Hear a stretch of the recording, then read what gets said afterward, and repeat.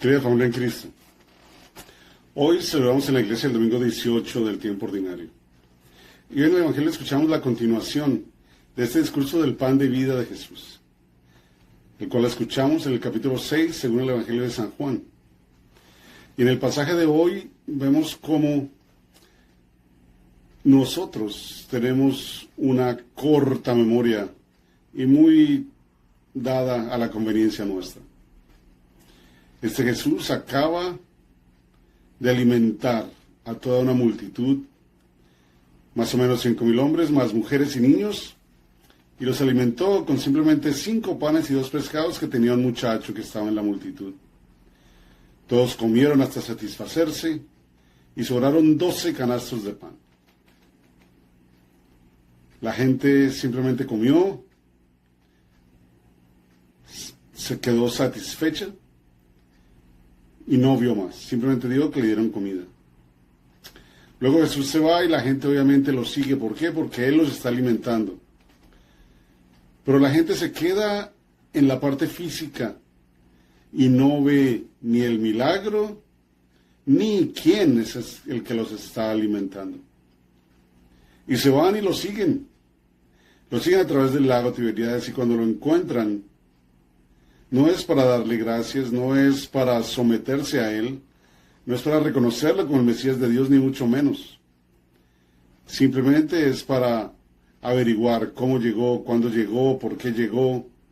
Todo lo que como humanos tendríamos que saber cuando vemos a una persona y le preguntamos para poder conocerla. Y de cierta manera, para poder saber todo lo que hace y entonces tener un poco de control sobre ella. Pero qué gran lección de Dios, qué gran lección de Jesús en este momento. No se preocupen por el alimento físico, preocúpense por el verdadero pan del cielo que mi Padre les manda y que yo les voy a dar. Que yo les voy a dar. Ese alimento que les acababa de dar en el pan y el pez simplemente era una pequeña anticipación de todo lo que Él nos iba a dar. Ese fue un gran milagro donde se multiplicaron los panes para todos y nadie quedó por fuera de esta cena. Sin embargo, pasó desapercibido. ¿Cuántas veces en nuestra vida recibimos qué gran cantidad de bendiciones y simplemente las tomamos como algo normal, como algo que debería haber pasado, como algo que esperamos en nuestra vida? Demos cuenta, pues, de que todo lo que recibimos es a cuenta de la gracia, la bondad, la misericordia de Dios. En el Antiguo Testamento, en la primera lectura de hoy, vemos cómo el pueblo estaba peleando y quejándose contra Moisés y Aarón. ¿Por qué? Porque los sacaron de su comodidad. Ellos estaban muy tranquilos allá en Egipto. Para ese momento ya llevaban más o menos 400 años viviendo allá. Por lo tanto, básicamente se habían adaptado al estilo de vida de Egipto y tenían todo a su comodidad. Para ellos, de cierta manera, era normal esa esclavitud. Era normal esa gran cantidad de trabajo que tenían, de cierta manera. Incluso, hasta seguramente se había vuelto normal adorar a los dioses de los egipcios. Pero el Señor escucha y ve su dolor y va a salvarlos y va a sacarlos de esa esclavitud, pero ellos no pueden entender. Y por eso se quejan. Hubiéramos preferido quedarnos allá donde estábamos porque teníamos todo en vez de venir aquí a morir. Y cuando los vemos a ellos quejándose, vemos que hoy nosotros no hemos cambiado mucho. Cuando las cosas no salen de acuerdo a nuestras expectativas, y cuando no recibimos un beneficio casi que inmediato, entonces no estamos satisfechos y empezamos a quejarnos.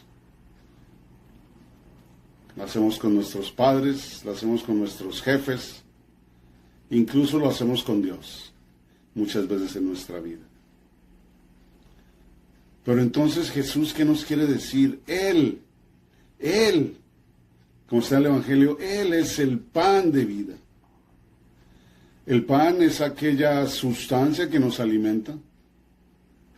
En su época, en la época de los judíos de Jesús, el pan era un alimento básico, era el alimento más casi que importante, mediante el cual se mantenían.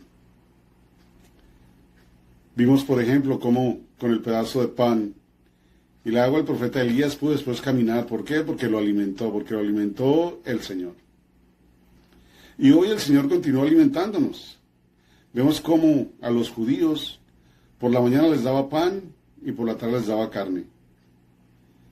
Qué similitud, ¿verdad? Que hoy en la Eucaristía, Él se nos entrega a nosotros en su cuerpo, en su carne y en su sangre, bajo la apariencia de pan y vino. Su carne bajo la apariencia de pan, aquel alimento que Él le dio a los judíos en ese entonces.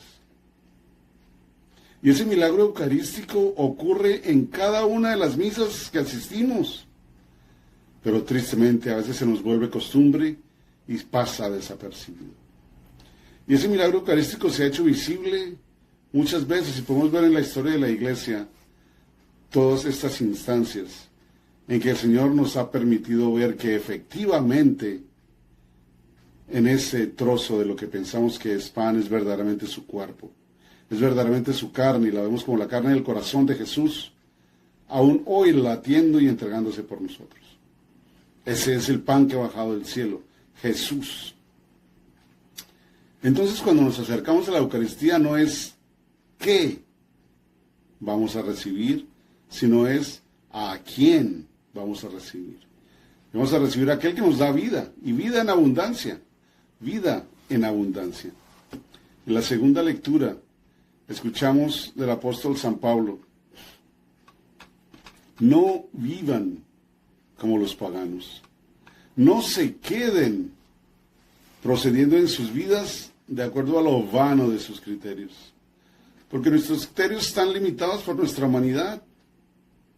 Lo único que tenemos son límites, pero vayamos a los criterios de Dios, que son ilimitados, que son infinitos.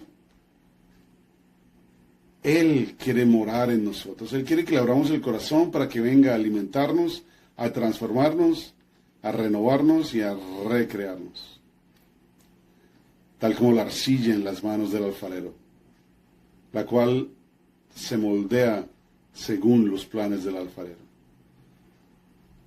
Vengamos pues a la mesa del Señor a recibir esa Eucaristía, ese cuerpo y sangre de Cristo que viene a alimentarnos y a transformarnos. ¿Por qué? Porque en amor Él se entregó por nosotros para que nosotros tuviéramos vida. Entonces, aceptemos su vida, vivámoslo con gozo y entreguémosela al mundo para que Él sea el Rey entre todos. Bendito sea. Benditos sean ustedes en Dios, y que en el banquete del altar del Señor recibamos su cuerpo y su sangre, el pan de vida que colma nuestras vidas de gozo, amor, perdón y misericordia. Que Dios los bendiga.